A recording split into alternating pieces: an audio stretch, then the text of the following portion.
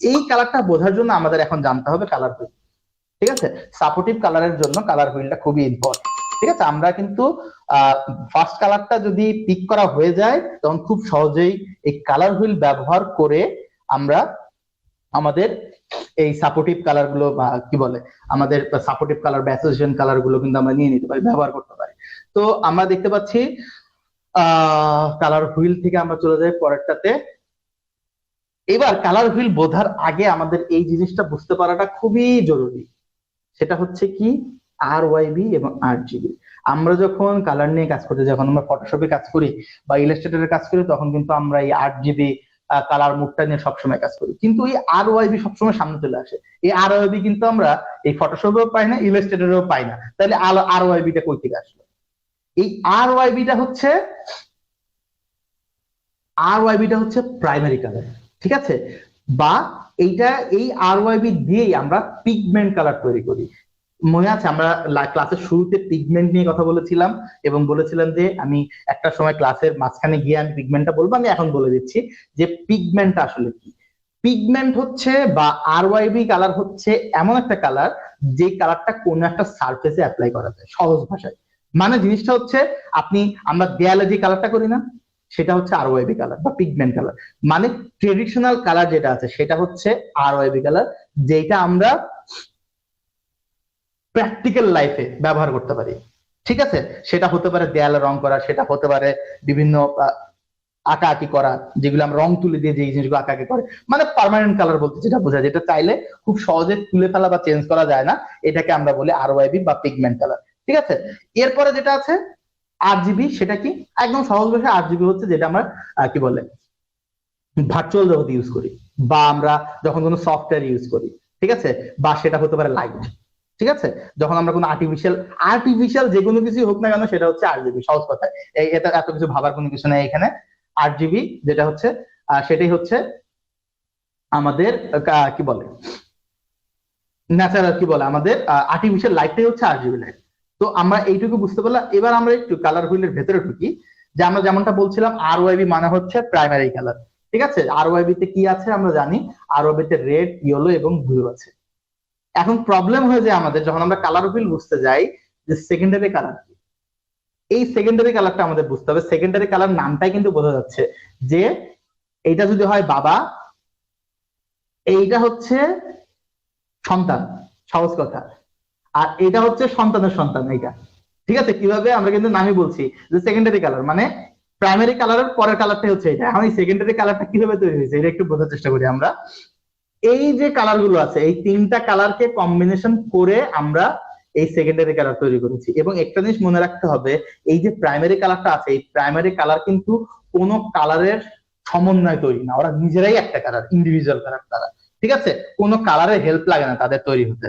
ঠিক আছে, বাট আমরা যে সেকেন্ডারি কালার গুলো দেখছি, এই সেকেন্ডারি কালারে কিন্তু আমাদের এই জিনিসটার একটা ব্যবহার আছে, যে এই কালার গুলোর মিক্সিং এর মাধ্যমে এই কালারটা তৈরি হয়। কারণ আমরা কিন্তু ক্লাসের শুরুতেই দেখেছি যে কিভাবে কালার মিক্সিং নিয়ে একটা প্রবলেম হতো, সেই জিনিসগুলো সবাই করতে পারতো না। হ্যাঁ, তারপর ধীরে ধীরে যখন প্রযুক্তি অনেক আপগ্রেড হলো তখন সবাই করতে পারছে। তো এইখানে কিন্তু আমরা সেই জিনিসটা দেখতে পারবো। যেমন আমরা যদি একটু দেখি যে এই যে রেড এবং ইয়েলো, এই রেড এবং ইয়েলো কিন্তু এখানে এই দুইটা কালারের কম্বিনেশন আমরা কি পাচ্ছি, আমরা কিন্তু একটা অরেঞ্জ কালার পেয়ে যাচ্ছি। আবার আমরা যদি এই যে ইয়েলো এবং ব্লু এই দুটাকে যদি একটু কম্বাইন করি, তাহলে সে কি পাচ্ছি, আমরা কিন্তু গ্রিন কালারটা পেয়ে যাচ্ছি। তার মানে কিন্তু এটা খুব ভাবে বুঝতে পারছি। এখন একটা জিনিস দেখেন, কালার হুইলটা অ্যাসোসিয়েশন কালার পিক করার জন্য আমরা বুঝতে পারছি। তো এই জিনিসটা একটু গুরুত্বের সাথে আমরা দেখবো যে কিভাবে আমরা এটা পিক করতে পারি। আমি দেখাবো প্র্যাকটিক্যালি কিভাবে আমরা অ্যাসোসিয়েশন কালার পিক করতে পারি। তো এবার আমরা একটু ট্রেসারি কালারটা দেখবো। ট্রেসারি কালারটাকে আমি বললাম কি, এটা যদি সন্তান হয়, এটা সন্তানের সন্তান। তার মানে কি, এইখানে যে কালার গুলো আছে, এই কালার গুলোকে আবার ভাগ করে নতুন কালার তৈরি করা হয়েছে। যেমন আমরা যদি এখানে দেখি যে এই যে অরেঞ্জ, এই যে অরেঞ্জ এবং ইয়েলো, ঠিক আছে, এই অরেঞ্জ এবং ইয়েলোটা দিয়ে আমরা কি কালার পেয়েছি, এখানে আমরা কিন্তু একটা লাইট টাইপের একটা কি বলে লাইট একটা ইয়েলোটা কাইন্ড অফ টাইপের একটা কালার পেয়ে গেছি। ঠিক আছে, আবার যদি আমরা এখানে যদি আমরা একটু দেখি,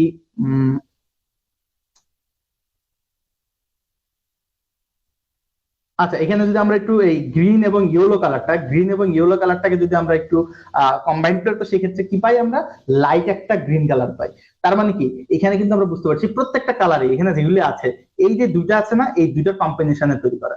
যেমন এখানে আমরা দেখবো রেড এবং অরেঞ্জে আমরা এই কালারটা পেয়েছি।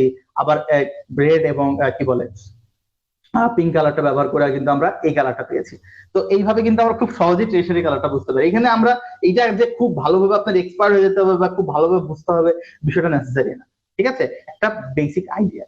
কারণ লাস্ট টাইম যে টেকনিকটা দেখাবো, সেই টেকনিকটা দেখলেই আপনারা বুঝতে পারবেন বিষয়টা 1-2 এর মধ্যে আপনি করে ফেলতে পারবেন, এটা কোনো বিষয় না। আমি জাস্ট একটা বেসিক আইডিয়া দিয়ে যাচ্ছি। ঠিক আছে, যে আপনার এই প্রত্যেকটা কালার হুইলে কোথায় কোন কালার আসতেছে, কি হচ্ছে না হচ্ছে, এত কিছু বোঝার দরকার নেই। জাস্ট একটা আইডিয়া নেন, আমি জাস্ট একটা আইডিয়া দিচ্ছি, আইডিয়া পেলে হয়ে গেল, দ্যাটস ইট। ওকে, এরপর আমরা একটা পরেরটা যাই। এইটা একটু ইম্পর্টেন্ট, এটা আমাদের একটু বুঝতে হবে। ঠিক আছে, অ্যাসোসিয়েশন কালার পিক করার জন্য এই পার্টটা একটু ইম্পর্টেন্ট। হ্যাঁ, কমপ্লিমেন্টারি কালার।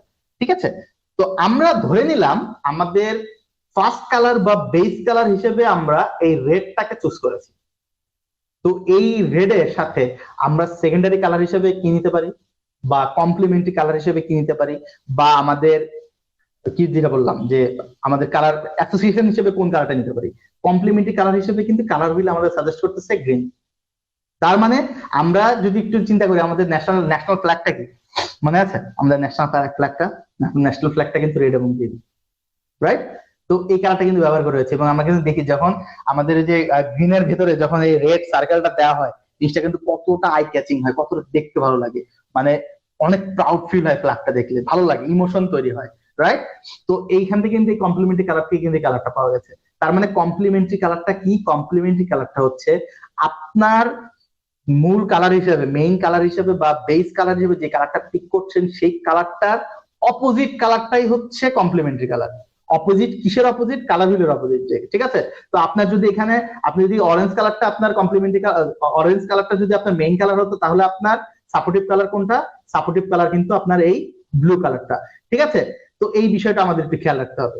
তো কমপ্লিমেন্টারি কালারটা আমরা বুঝতে পারলাম। আমি আবারও বলছি, কমপ্লিমেন্টারি কালারটা কি? কমপ্লিমেন্টারি কালারটা হচ্ছে আপনি যে কালারটা পিক করছেন বেস কালার হিসেবে, তার অপোজিট কালার যেটা আছে সেটা হচ্ছে কমপ্লিমেন্টারি কালার। তো এরপরে আমরা স্প্লিট কমপ্লিমেন্টারি, এই কালারটা আমাদের একটু বুঝতে হবে। মানে আমরা কিন্তু কমপ্লিমেন্টারি কালার থেকে মাত্র দুইটা কালার পাচ্ছি, মানে একটা সাপোর্টিভ কালার পাচ্ছি। ঠিক আছে, তো আমরা যদি চাই যে আমাদের একটু মাল্টিপল কালার সাপোর্টিং ইয়া দরকার, ঠিক আছে, যে আমাদের একটা কালার হচ্ছে না, মানে দুইটা কালার আমরা করতে পারছি না, আমাদের তিনটা কালার হলে ভালো হয় ডিজাইনের জন্য। তো সেই ক্ষেত্রে কিন্তু আমরা স্প্লিট কমপ্লিমেন্টারি যেতে পারি। স্প্লিট কমপ্লিমেন্টারির পার্থক্যটা হচ্ছে, দেখেন, একদম সহজ ভাষায় স্প্লিট কমপ্লিমেন্টারি হচ্ছে আপনি যেই কালারটা পিক করছেন, ঠিক আছে, আপনি যে কালারটা এখান থেকে পিক করছেন, সেই কালারটার অপোজিট কালারের দুই পাশের কালার। আমি আবারও বলছি, আপনি যে কালারটা আপনার মেইন কালার হিসেবে পিক করেছেন, সেই কালারটার অপোজিট কালারের দুই পাশের কালারটাই হচ্ছে আপনার স্প্লিট কমপ্লিমেন্টারি কালার। তার মানে কমপ্লিমেন্টারি আমরা এটা এইভাবে পাইতাম না, এখন এটাকে আমরা যখন এইভাবে স্প্লিট করে ফেলছি, তখন এটাকে বলতেছি আমরা স্প্লিট কমপ্লিমেন্টারি কালার। ওকে, ওকে, আচ্ছা, এরপরে আমরা একটু স্প্লিট কমপ্লিমেন্টারিটা বুঝলাম। এরপর আমরা একটু দেখবো যে ট্রায়াড কালারটা কি। ট্রায়াড কালারটা হচ্ছে, ট্রায়াড কালারটা একদমই তার অপোজিট। ঠিক আছে, আমরা কমপ্লিমেন্টারি কি দেখছিলাম? রেডের অপোজিটে কি আছে? রেডের অপোজিটে আছে গ্রিন, তাই না? আমরা স্প্লিট কমপ্লিমেন্টারি দেখলাম, রেডের অপোজিটে গ্রিনটাকে বাদ দিয়ে গ্রিনের পাশের দুই কালারটা হচ্ছে আমাদের স্প্লিট কমপ্লিমেন্টারি কালার। এবার ট্রায়াডে যখন আমরা যাব, এই মাঝখানের তিনটাই, মানে রেডের অপোজিট মাঝখানের তিনটাই বাদ দিয়ে পাশের দুইটা কালার হচ্ছে আমাদের ট্রায়াড, যদি আমরা তিনটা কালার নিয়ে কাজ করতে চাই। এবার আমরা একটু জিনিস বলে দেই, সেটা হচ্ছে যখন আমরা লোগো করতে যাব বা প্রোডাক্ট প্যাকেজিং বা প্রিন্ট এলিমেন্ট ডিজাইন করতে যাব, অবশ্যই দুইটা থেকে তিনটা কালারের বেশি ব্যবহার করার দরকার নাই। ঠিক আছে, আমরা কালার হুইলে আরো অনেক অপশন পাই, ঠিক আছে, সেই অপশন গুলো আমরা ব্যবহার করব না। বুঝতে হবে আমাদের তিনটা কালারেই অনেক বেশি, আমরা চেষ্টা করব তিনটা কালারের মধ্যে আমাদের ডিজাইনটা শেষ করতে, তাহলে আমাদের মনে হয় আশা করি আর কোনো প্রবলেম হবে না। ওকে, তো আমরা মোটামুটি আমাদের কালার হুইল সম্বন্ধে একটা বেসিক আইডিয়া পেলাম।